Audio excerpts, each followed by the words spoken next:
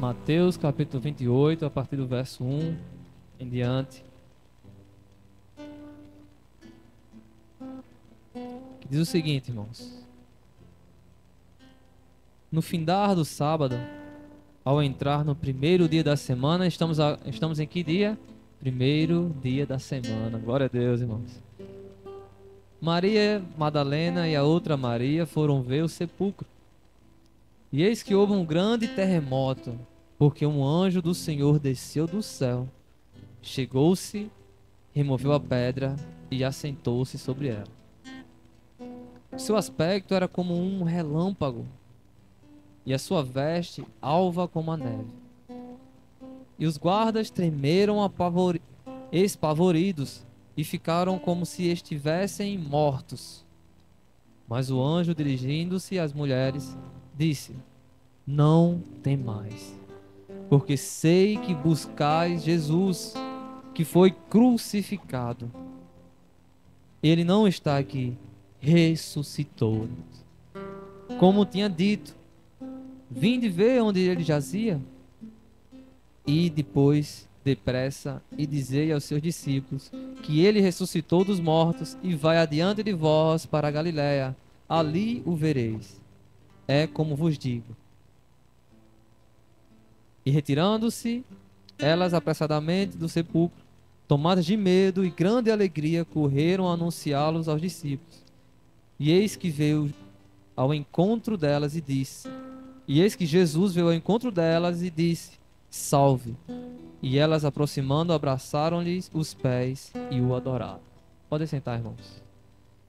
Seu Deus e eterno Pai, queremos te agradecer, Senhor, por mais esta oportunidade que o Senhor nos concede, Senhor, estarmos aqui, Senhor, no primeiro dia da semana, como foi lido aqui também, para não outro propósito, Senhor, a não ser adorar a Ti, ó Deus.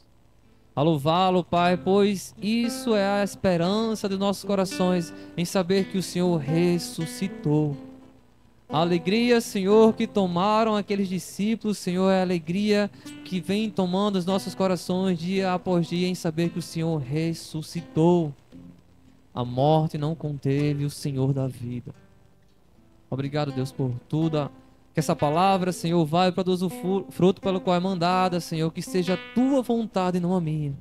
Eu te agradeço em nome de Jesus. Amém.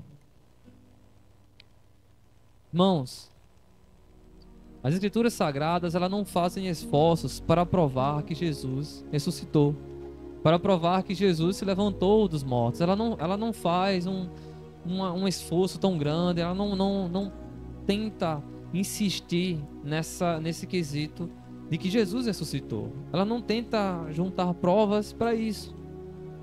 Mas muitas das coisas que ela apresenta aqui são provas conclusivas que de fato Jesus ressuscitou.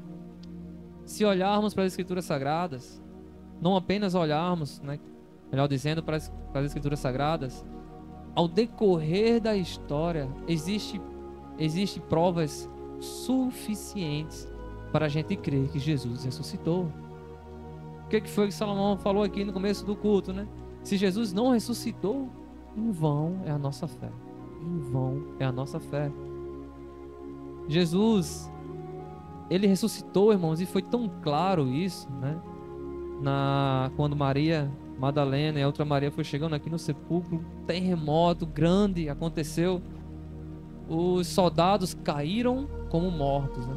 Para você ver a presença gloriosa de Deus. O que acontece? Os soldados caíram como mortos. E aquele medo, né, que tomou conta de Maria Madalena e da outra Maria, soou como uma suave voz dizendo: Não temas, não tenham medo, não temais. Por quê? Porque Jesus que você pensava que estava aqui, ele ressuscitou. Ele falou isso para vocês, né? Vocês podem até não ter acreditado, mas ele ressuscitou, irmãos. A ressurreição de Cristo, ela é registrada, como a gente fala aqui em Mateus, em Marcos, em Lucas, em João, mas também ela é registrada também no livro de Atos, capítulo 1, no verso do 1 até o verso 11 em diante, ele vai falar sobre essa ressurreição, e não só para os discípulos, mas para muitas pessoas que ali estavam. Jesus também apareceu ressurreto, mostrando, comendo, vivendo com os discípulos ali durante cerca de 40 dias. Uma prova concreta também em que mostra que Jesus ele ressuscitou foram a mudança drástica que aconteceu com os apóstolos. Se você for ver, momentos antes dos apóstolos, quando até caminhavam com Jesus, eles eram discípulos que ainda sentiam medo. Eles faziam a obra do Senhor, mas ainda tinham medo. Tinham medo de soldados, tinham medo de perseguições. E a partir do momento em que Jesus ele morreu, eles passaram a viver escondidos, fugindo de soldados, negando o mestre, como foi com Pedro, né? Diante do mestre, dizer: não conheço ele. Por quê? Porque eles tinham medo. Porque ele ainda não tinha visto alguém morto ali de repente ressuscitar, né? Mas a partir do terceiro dia, irmãos, que Jesus Cristo ele ressuscita dos mortos e que os discípulos contemplam com os seus olhos, acontece o que passou com Jó, né? Jó ele conhecia muito a Deus, ele era um servo muito fiel a Deus, mas não importa o que ele tinha feito, o que ele sabia era só de ouvir falar. Mas a partir do momento em que os olhos de Jó contemplaram a Deus, ele viu o que é realmente essa natureza gloriosa, essa divindade, essa transcendência que é o nosso Senhor Deus, irmãos. Então, a partir do momento em que os discípulos eles começaram a contemplar Jesus ressurreto, Jesus mostrando que disse: olha, eu irei destruir o templo de Salomão e irei edificar em 3 dias esse mesmo templo. Ele estava falando do seu próprio corpo. E quando os discípulos contemplam aquele homem, aquele Jesus que disse que ia ser morto e ressuscitou, eles tomaram-se de grande poder e de grande certeza que assim também como Jesus morreu e ressuscitou, eles poderiam sim morrer, mas saberiam que um dia seriam ressuscitados. Porque ele disse: isso é uma prova cabal em que Jesus ele ressuscitou, também iremos ressuscitar com ele. Quantos creem nisso, irmãos? Então os apóstolos deixaram de ser homens medrosos que viviam em esconderijos para serem homens corajosos e enfrentar a morte todos os dias, porque contemplaram a natureza gloriosa ressurreta do Senhor Jesus, o eterno Rei. Os apóstolos tiveram essa transformação drástica. Não só os apóstolos. Paulo, ele era um dos homens que mais perseguia os cristãos, né? Paulo, ele era um sacerdote que cresceu ali aos pés de Gamaliel, aprendendo em que a doutrina pregada pelos cristãos era uma doutrina errada. Ele seguia não porque era mal, né? Mas porque ele achava que fazia o que era certo seguindo os cristãos, né? E Paulo ele sempre deu o seu melhor, né? Tanto quando era para perseguir, mas também para servir a Deus também, né? Então, vamos dar o nosso melhor para Deus, irmãos. Não importa o que você faça, dê o seu melhor para Deus, né? Não espere. Mas Paulo, ele teve uma transformação também absurda. Quando ele aconteceu o quê? Quando ele contemplou o Senhor Jesus no caminho de Damasco. Ele viu que realmente também aqueles cristãos que falavam de um Jesus Cristo ressurreto aconteceu de verdade. E o que aconteceu com Paulo? Ele disse: esse Jesus é o verdadeiro Deus. Esse homem ressuscitou, então iremos também ressuscitar com ele. Agora eu vou, como Jesus falou para ele, agora ele vai saber o que é sofrer por mim. E Paulo ele disse: é para sofrer fazendo o que é certo. Ele sofreu a vida inteira. Por quê? Porque acreditava em algo que era concreto, algo que era verdadeiro, algo que não se dissolvia com o tempo, algo que a ferrugem finalmente ali não iria chegar, irmãos. Porque você tem noção do que é a ferrugem, irmãos? A ferrugem ela pega impressionante, o inox é um aço muito forte, mas a ferrugem chega lá no inox. Você tem que estar dando polimento, se não dá, ela vai comer também aquele inox, né? Você vê o alumínio, se você encostar um ferro no alumínio, o alumínio que também é inoxidável, ele vai também se corroer. O inox, o ferrugem é muito forte, mas o Senhor diz: juntai tesouros no céu, porque lá a traça não chega. Lá o ferrugem ela não vai consumir, porque as coisas do Senhor Deus é santa, irmão. As coisas do Senhor Deus elas são eternas. Elas não, você tem noção da eternidade, não acabar com o tempo. Você tem noção de as dores terminarem, as doenças terminarem, né? As maldições acabarem, o sofrimento, irmãos, né? Quantos nós vimos pessoas doentes, né? Eu fico muito alegre quando vejo as irmãzinhas aqui, principalmente a irmã Toinha, a irmã Lourdes, aí com toda dificuldade, mas está aqui louvando a Deus e saber que não se preocupe, irmãos, vocês serão transformadas também naquele grande dia e iremos ser transformados, contemplaremos o Senhor perfeito como Ele é e não mais passaremos por essas dificuldades. O Senhor ressuscitou, irmãos. A morte não conteve o Senhor da vida. A palavra lá em Apocalipse capítulo 1, verso 18 diz: eu sou aquele que vive. Estive morto, mas eis aqui estou vivo pelos séculos dos séculos e tenho a chave da morte e do inferno. E você vai ver lá em Pedro, irmãos, capítulo 3 também de Pedro, verso 8 em diante. Ele diz que Jesus foi ao receptáculo dos mortos, aos espíritos em prisão. E você pode até olhar e dizer, mas o que Jesus foi fazer lá, né? Foi pregar aos espíritos? Não, ele foi deixar uma mensagem. Eles podem até ter pensado em primeiro momento, achando que, olha, também foi morto. A morte também conseguiu contemplar eles, conseguiu pegar ele.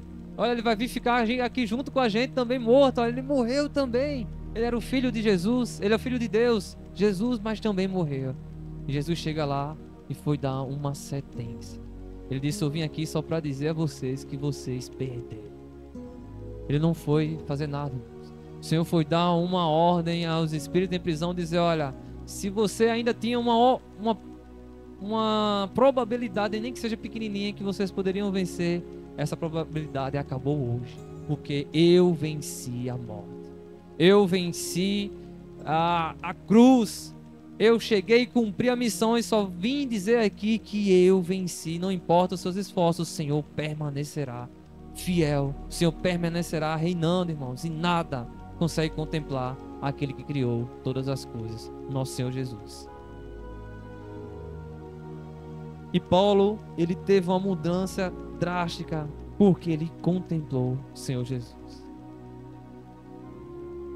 A história que Paulo deixou, irmãos, o legado que Paulo deixou aqui, são legados que até hoje existem provas, né? Templos ali de Éfeso, muitas coisas que tem arqueologicamente da Bíblia, no Novo Testamento, né? Provando qual foi a explosão do Evangelho por aqueles continentes ali, né? Asiáticos, europeus.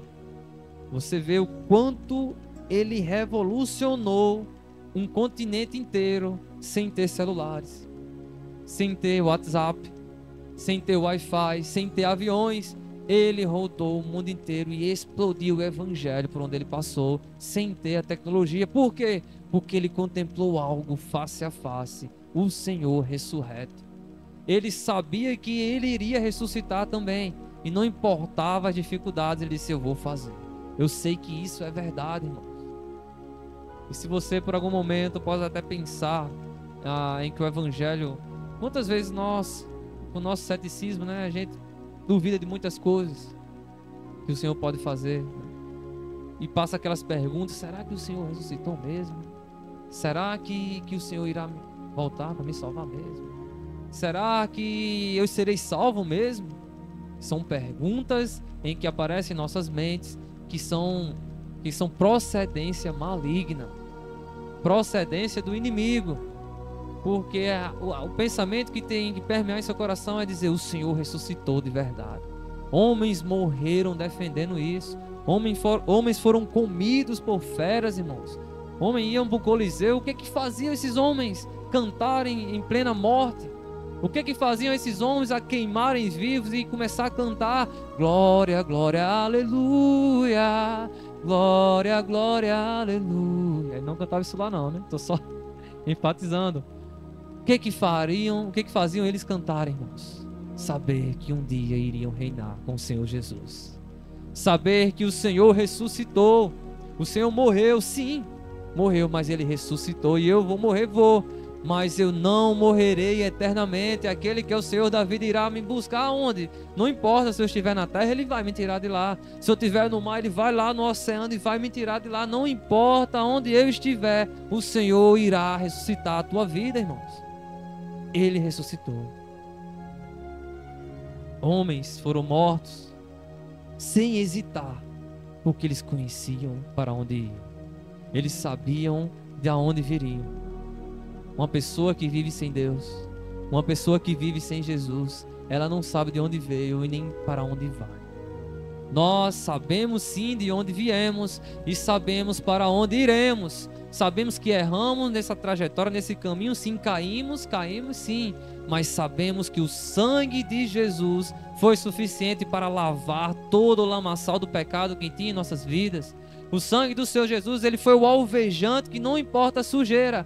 Tem sujeira que da nossa camisa, que nossas roupas, que pega ali, a gente bota Vênus, coloca limão, coloca bicarbonato, mas não sai, né? Eu tenho uma aqui, já usei todo tipo de produto, não sai não. Água oxigenada, água quente, coloquei tudo, não sai não. Mas eu sei, o sangue de Jesus, ele limpa todo o pecado, irmãos. O sangue de Jesus é o melhor alvejante, não importa o pecado, tá feio, é escuro, mas o sangue do Senhor Jesus os torna mais alvos que a neve. Glória a Deus por isso. E se você ainda tem alguma dúvida, caia por terra essa dúvida hoje, em nome de Senhor Jesus. O Senhor comprou a tua vida sim. Você vai bater no peito e dizer, será que eu vou ser salvo? Não, eu tenho certeza que eu sou salvo. Por quê? Porque não é eu que vou me esforçar para ser salvo. Não, o Senhor pagou todo o preço por mim. É Ele que me atesta isso. É Ele que ressuscitou e disse, olha, eu ressuscitei. Um dia irei voltar para ressuscitar cada um de vocês, irmãos. Isso é prova viva. Outra prova também era o túmulo vazio, que até hoje não se encontraram, né, restos mortais. Até hoje, vou dizer até recentemente, pós-morte de Cristo, né? Aconteceu muitas coisas, aconteceu muitas investigações, né? Os sacerdotes tentaram burlar ali para tentar explicar o que foi aquilo ali, como o corpo de Jesus sumiu dali. Os imperadores culparam os guardas, né, as correntes. Como é que pode escapar daquilo ali? Ninguém consegue segurar o autor da vida, irmãos. Eles mesmo sabendo a história do Senhor Jesus foi tão verídica, né? Abrindo aqui de novo em Mateus 28. Olha o que diz lá no verso 14. A partir do verso 11. 28, verso 11 diz: E indo elas, eis que alguns dos guardas foram à cidade e contaram aos principais sacerdotes o que tinha acontecido. O que foi que os guardas chegaram para contar aos sacerdotes? Rapaz, a gente estava ali naquele exato momento e aconteceu que teve um estrondo tão grande, um terremoto, e veio 2 varões ali, a gente morreu, apagou como morto. Aí quando a gente acordou, não tinha mais nada, o túmulo estava vazio. Jesus não estava mais lá e ninguém sabe como isso aconteceu, mas só sabemos de uma coisa: o corpo não está mais lá. A gente procurou e não tinha mais. Procuramos aos redores, em todo lugar, mas não tinha. E o que aconteceu no verso 12? Reunindo-se eles em conselho com os anciãos, deram grande soma de dinheiro aos soldados. Olha, disse: vem cá. Esqueça essa conversa, deixa isso para lá. Junta o dinheiro aí, vamos dar um dinheiro a esses soldados aqui. Para quê? Olha no verso 13. Recomendamos-lhes que dissessem: vieram de noite os discípulos dele e o roubaram enquanto dormíamos. Caso isto chegue ao conhecimento do governador, nós o persuadiremos e vos poremos em segurança. Eles, recebendo dinheiro, fizeram como foram instruídos. E esta versão divulgou-se entre os judeus até o dia de hoje. Você tem noção, irmão? Imagina Mateus copiando esses escritos, né? Mateus copiando isso aqui. O que era que estava dizendo nesse exato momento? em que de noite vieram os discípulos e roubaram o corpo de Jesus. Essa versão foi dita até os dias de hoje. E até os dias de hoje, muitos dos judeus, né, que são contrários ao Messias, muitos muçulmanos acreditam numa versão como essa, em que de noite foram roubados o corpo de Jesus, né? Ele não ressuscitou. Ele foi um grande profeta, né? Para outros ele foi um grande homem sábio, né? Para os espíritas ele foi o maior espírita que já existiu, né? Ou seja, o fato é que Jesus existiu e Jesus morreu e Jesus ele ressuscitou. Até hoje as pessoas batem cabeça, até hoje as pessoas tentam explicar porque as coisas de Deus, irmãos, são inexplicáveis. Me falha a memória agora o nome de um grande cientista, né? Em que ele buscando as coisas da vida, correndo para achar as coisas da vida, acharem respostas.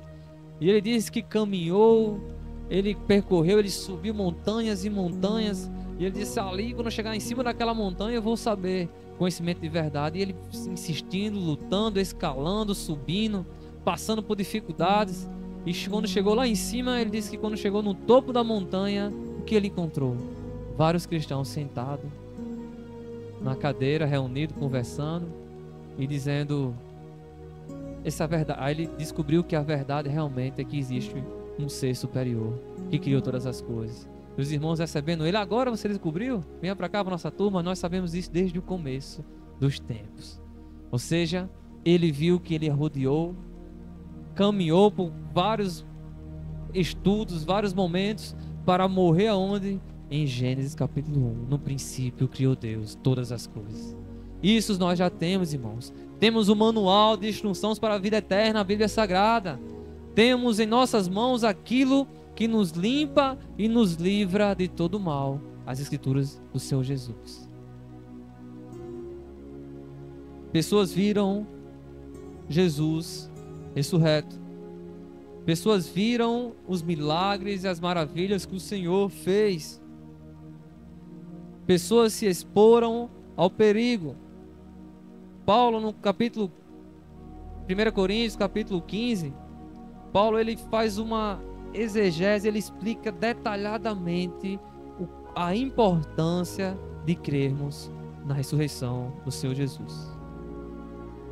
Paulo ele diz que é necessário que a gente acredite que Jesus ele foi ressuscitado. Ele diz no verso 13 de 1 Coríntios capítulo 15, ele diz, olha, e se não há ressurreição dos mortos, então Cristo também não ressuscitou. Se a gente não acreditar, irmãos, que existe a possibilidade de, porque existe até doutrinas que acreditam que Jesus de fato ressuscitou, mas o fato de ele ressuscitar não é que ele irá nos ressuscitar também. Mas se Jesus não ressuscitou, se a gente não irá ressuscitar, também Jesus não ressuscitou, irmãos. Porque se ele não tem poder para ressuscitar, como teria poder para ressuscitar a nós, né? Então, em seguinte, ele diz, e se Cristo não ressuscitou, é vã a nossa pregação, é vã a vossa fé. E somos tidos por falsa testemunhas de Deus, porque temos asseverado contra Deus que ele ressuscitou a Cristo, o qual ele não ressuscitou, se é certo que os mortos não ressuscitam. Paulo ele tinha certeza em que Jesus, mesmo toda a gota de sangue derramada ali, todo o sofrimento que ele teve, Jesus ele ressuscitou, irmãos. E não só apenas ressuscitou, né? Nós vimos aqui no livro de Atos, no finalzinho do capítulo 1, quando Jesus ele vai sendo assunto aos céus, ele vai subindo ali, né? Depois de ter instruído os discípulos, depois de ter comido com eles, andado com eles, e quando Jesus ele vai subindo, os discípulos ficam olhando assim, aquela tristeza, né? Vendo o Senhor Jesus subindo ao céu, desaparecendo aos poucos nas nuvens, e eles podem pensar, e agora? O que seremos de nós? Não teremos mais um mestre aqui conosco, não teremos mais o nosso Jesus, né? De repente 2 varões aparecem do lado deles e dizem, por que vocês estão olhando para o céu desse jeito? Por que vocês estão vendo esse Jesus subindo ali? E a resposta dos varões é o seguinte, da mesma maneira em que vocês estão vendo esse Jesus subindo ao céu, da mesma maneira ele irá de vir, irmãos. Da mesma maneira o Senhor irá voltar para nos salvar. Esse Senhor, ele foi, mas ele não foi para ficar lá eternamente. Ele foi para um dia voltar e salvar cada um de nós. E Paulo, ele vai dizer aqui no capítulo 15 de Coríntios, ele vai dizer, olha, não também ficaremos para trás não, mas os mortos também irá ressuscitar. E aliás, serão os primeiros, os mortos serão os primeiros a ressuscitar. Depois nós, os vivos, seremos transformados para subirmos juntamente com eles. Ninguém ficará para trás, irmãos. Será que você diz, rapaz, tem tanta gente que morreu, né? Há tanto tempo. Será que o Senhor Jesus vai lembrar de todo mundo, né?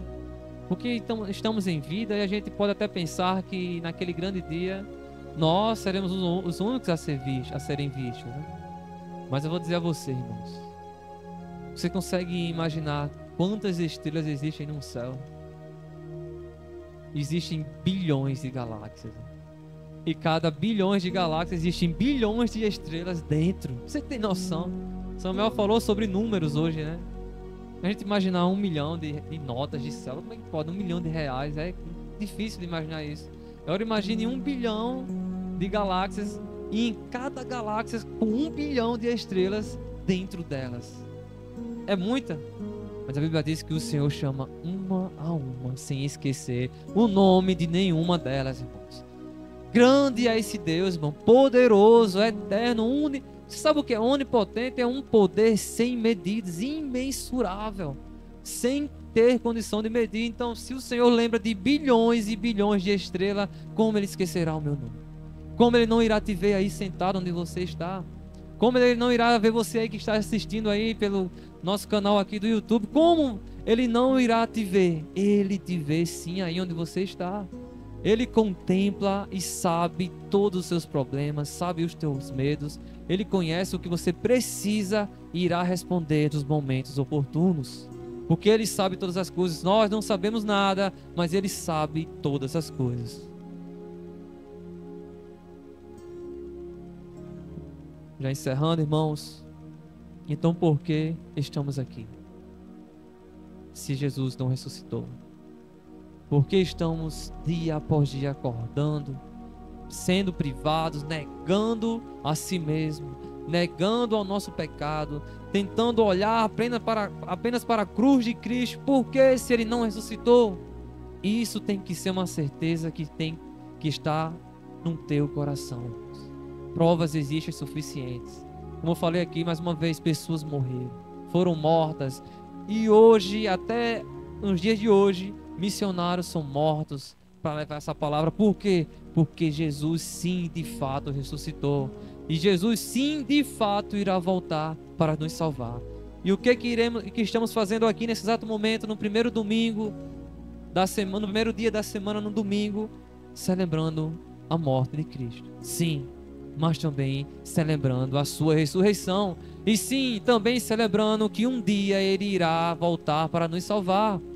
É o corpo e o sangue de Cristo. Hoje, como celebramos o culto de Santa Ceia, é o corpo de Cristo, sim, moído por cada um de nós, por nossas iniquidades. E o sangue e o vinho derramado, sim, por lavar, por alvejar os nossos pecados e nos tornar mais alvos que a neve. Sim, porque Ele ressuscitou. Sim, porque Ele venceu. Sim, porque cremos na sua ressurreição e também cremos que assim como muitos morreram, irá se levantar. Assim também como essa natureza pecaminosa que habita em nós, esse corpo mortal, também será restaurado, será transformado. Iremos morrer com corpos sujos, pecaminosos, mas aqui no verso 22 de 1 Coríntios capítulo 15 diz assim: cada um porém por sua própria ordem, Cristo as primícias, depois os que são de Cristo na sua vinda. Sabemos que morreremos com um corpo corruptível, mas seremos ressuscitados com corpos gloriosos, corpos incorruptíveis, natureza derrotada, o pecado com a natureza totalmente derrotada, iremos se levantar com a natureza limpa, santa, perante o Senhor Jesus Cristo. Nós estávamos perdidos, irmãos. mas o Senhor nos encontrou. O Senhor Jesus foi aquele que nos chamou, não a partir do momento em que começamos a ser bonzinhos, né? Não. O Senhor te chamou ali no lamaçal do pecado. Todos que estamos aqui agora, nesse exato momento, fomos alguma coisa, né? Pecaminosos. Hoje somos transformados pelo sangue do Senhor Jesus. E você ainda que não recebeu essa graça do Senhor Jesus Cristo, eu tenho uma novidade para lhe dizer, é que esse sangue também pode limpar a tua vida. Esse sangue, ele pode salvar a tua vida. Ele é a água, irmãos. Ele é a água que nos purificou. É a água que nos transformou. É a água que nos dá de beber e jamais teremos sede. Esse Jesus que morreu e sim ressuscitou, que pessoas morreram, foram trituradas, assim como Policarpo de Esmirna deixou uma frase muito impactante ao meu coração. Ele diz: não me impeçam. Quando estava prestes a ser morto pelas feras ali, ele disse: não me impeçam, eu quero ser um trigo moído para o Senhor. Se for para ser morto pelos dentes das feras, então que eu seja como um trigo moído para o Senhor. Não impeçam. Por que ele disse isso, irmãos? Certeza da ressurreição do Senhor Jesus Cristo. A certeza em que o dia o Senhor iria voltar, o corpo dele poderia estar apenas em pó, mas ele sabia que o Senhor iria religar cada membro. O Senhor iria transformar cada membro e colocar um corpo perfeito, assim como o Senhor é. Então, se muitos morreram, irmãos, muitos acreditaram, depositaram a sua confiança no corpo ressurreto de Jesus e na esperança de um dia vivermos com Ele eternamente, eu irei viver a minha vida proclamando essa verdade. Eu irei viver a minha vida inteira para confessar e professar aos irmãos em que Jesus de fato ressuscitou. Se você acredita ou não, eu tenho essa certeza dentro de mim, em que o Senhor Jesus, Ele morreu na cruz para nos salvar, e que não só esteve morto, ressuscitou, e não só ressuscitou, irá voltar para me salvar e salvar todo aquele que nele crê. Esse é o nosso Deus. Se muitos morreram com essa fé, eu quero viver a minha vida inteira e defender essa fé. Jesus ressuscitou, irmãos. Jesus está reinando em glória e Jesus irá voltar para salvar cada um de nós. Creia nesse sacrifício, creia nesse sangue do Senhor Jesus. Sei agora, né?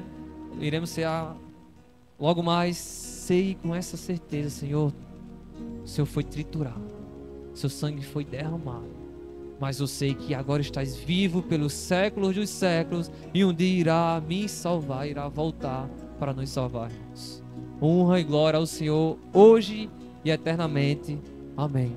Agradeço a oportunidade em nome de Jesus.